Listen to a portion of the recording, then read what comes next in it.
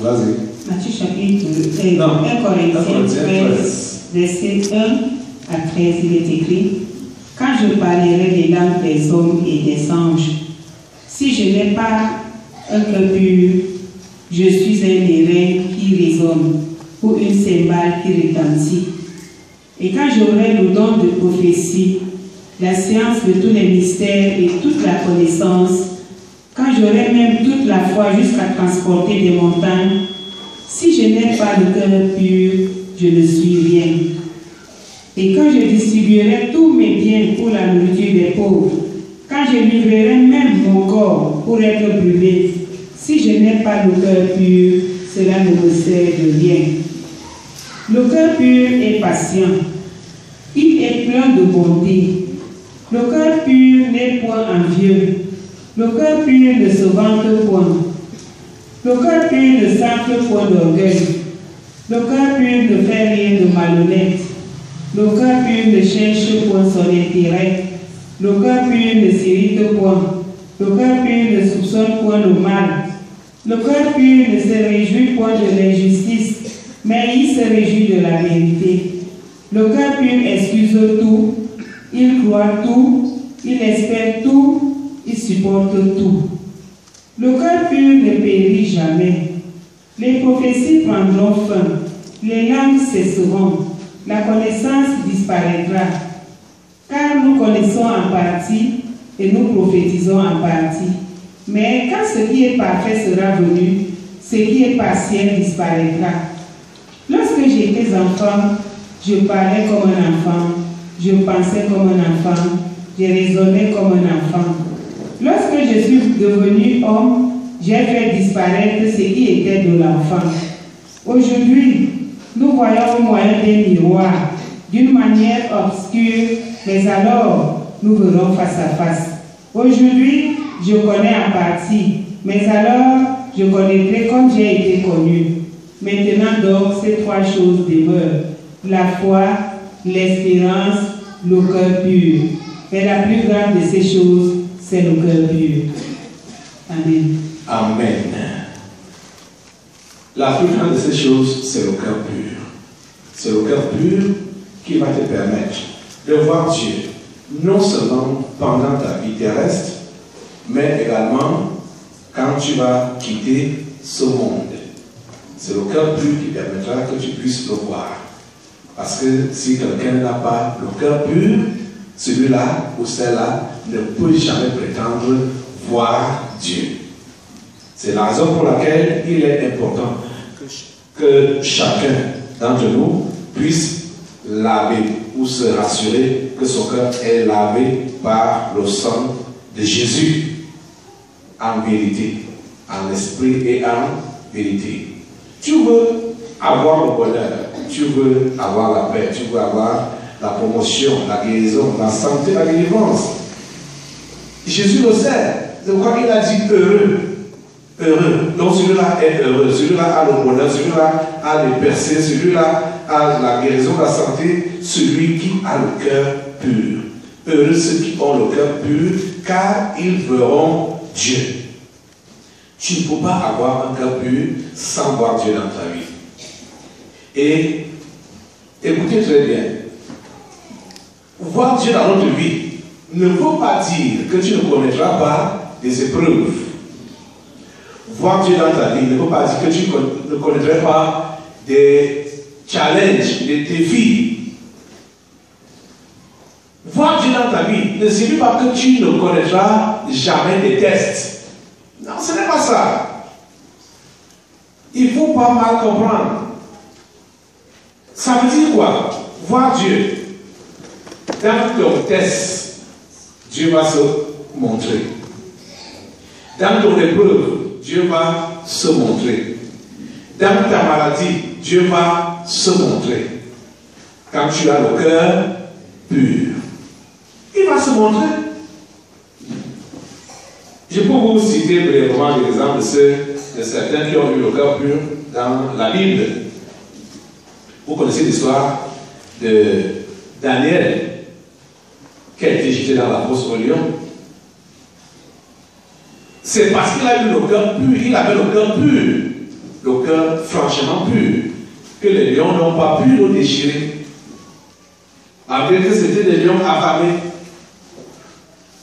Ces trois compagnons, Shadrach, Meshach et Abednego, ont été jetés dans le feu. C'est parce qu'ils ont eu le cœur pur que le feu n'a pas pu les brûler. Donc vous comprenez que le croyant, le vrai enfant de Dieu là, tu seras confronté aux épreuves qui vont risquer de prendre ta vie, qui vont risquer d'emporter ta vie.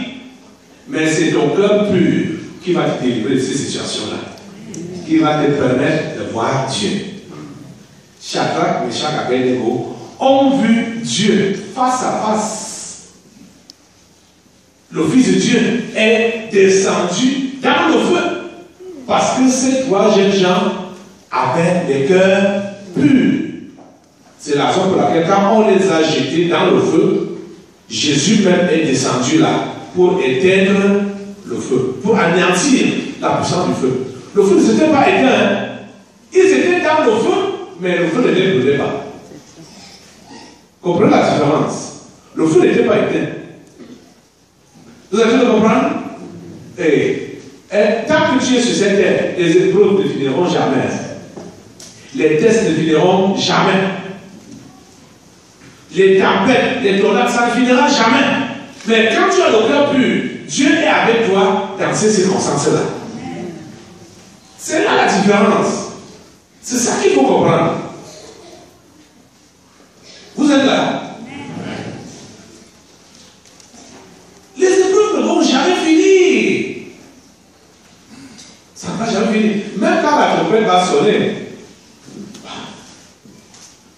les croyants vont partir, et ceux qui ont cru là vont partir, mais ceux qui ont hésité, voulant croire, mais ils ont hésité, et ils vont passer par la grande tribulation, par les grandes épreuves qu'ils esquivaient quand ils étaient encore, quand les choses allaient encore bien. Ils disaient que non, je ne peux pas perdre mon mariage, je ne peux pas perdre mon mari, ma femme, mon travail. Ils ont donc compromis leur foi.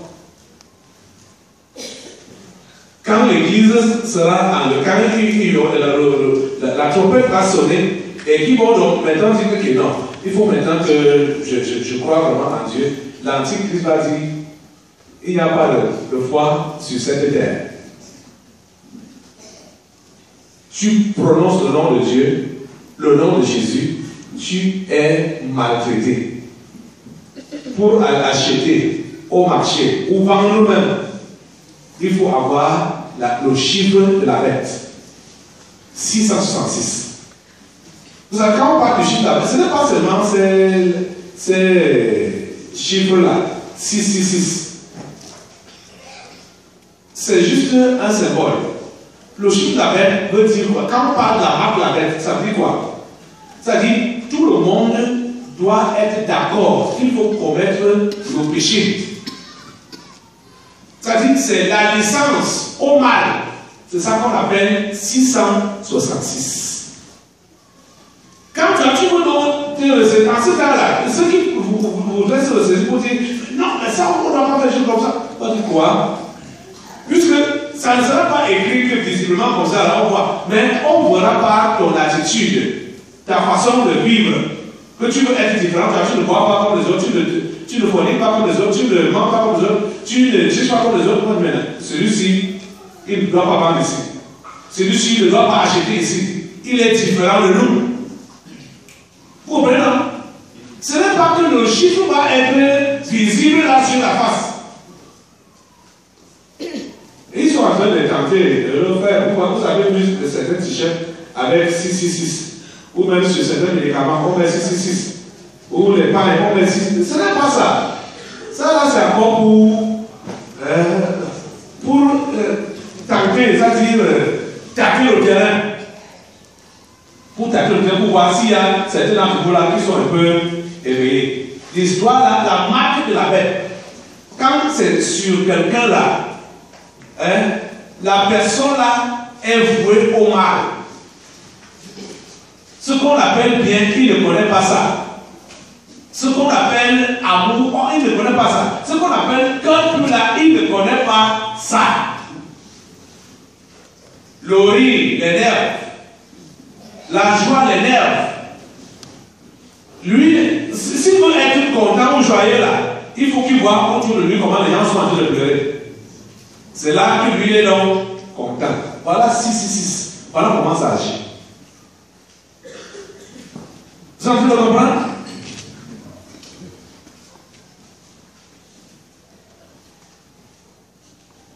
Nous devons tous avoir un cœur pur. Heureux ceux qui ont le cœur pur, car ils verront Dieu.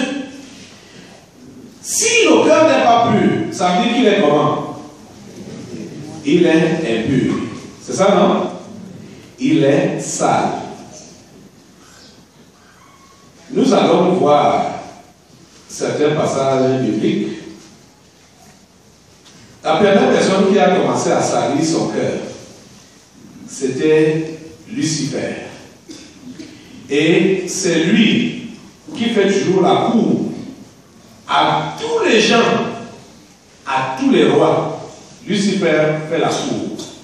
À tous les chefs, Lucifer fait la cour. À tout ce qu'on peut appeler étoile, Lucifer fait la cour. À toute personne important, là, Lucifer lui fait la cour. Il dit, je vais te mettre au sommet. C'est-à-dire qu'il peut inculquer dans ces gens-là ce que lui-même avait au départ. Et les gens ne savent pas que c'est ça qu'il a renversé. C'est ça qu'il a propulsé du ciel pour les abîmes. Alors, par exemple, on va lire le texte dans l'Ancien Testament d'abord. Allons dans Ésaïe, au chapitre 14.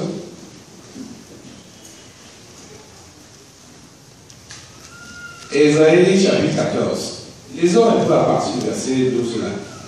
Je vais te dire là où tu vas t'arrêter. Ésaïe 14, à partir du verset 12, tu peux t'arrêter au verset 23. Vas-y. Il est écrit, te voilà tombé du ciel, astre brillant, fils de l'aurore. Astre brillant, c'est ça qui signifie Lucifer. Pour encore, Lucifer signifie astre brillant. Mais quand vous allez lire ce texte, on parle du roi de Tyr. C'est pourquoi il dit que tous les rois, tous les chefs, tous les hommes importants, ils sont courtisés par le diable. Il leur propose de l'adorer, de le servir pour qu'il leur donne l'élévation, la gloire. Te voilà tombé du ciel, astre brillant. Oui. Fils de l'aurore, tu es abattu à terre, toi, le vainqueur des nations. Voilà. Tu disais en ton cœur, je monterai au ciel, j'élèverai mon trône au-dessus des étoiles de Dieu. Je m'assiérai sur la montagne de l'assemblée, à l'extrémité du septentrion. Je monterai sur le sommet des nues, je serai semblable au Très-Haut. C'était là dans son ambition. Ouais, non? Écoutez, quand quelqu'un dit qu'il va prendre la place de Dieu, vous pensez que cette personne-là peut obéir à ce que Dieu va lui dire? Hein? Quand quelqu'un dit qu'il va prendre la place de Dieu, c'était là son ambition. Ça veut dire quoi? Qu'est-ce qui le caractérise? Son cœur est rempli de quoi? De désobéissance. Son cœur est rempli de désobéissance, de rébellion. Je vais prendre la place de Dieu. Ça veut dire, je ne peux pas, il va me dire, fais ceci, je ne peux pas faire ça. Fais cela, il demande à qui? Il est qui? Moi, je peux prendre aussi sa place. C'était là son ambition. L'astre brillant, le fils de l'aurore. C'était là son ambition. Et c'est ça qui a noirci son cœur. Ne pensez pas que c'est pour rien que les poils noirs, les cornes et la queue sont sortis de lui. C'était les effets de son mauvais cœur, qui ont changé même son apparence physique. Alors que pour commencer, il était un astre brillant, fils de l'aurore, il brillait. Il était comme l'ange de lumière. Mais son cœur, qui était mauvais, a fait à ce que son apparence physique se métamorphose pour qu'il devienne laid à voir à cause de son cœur. Vous êtes en train de comprendre ça?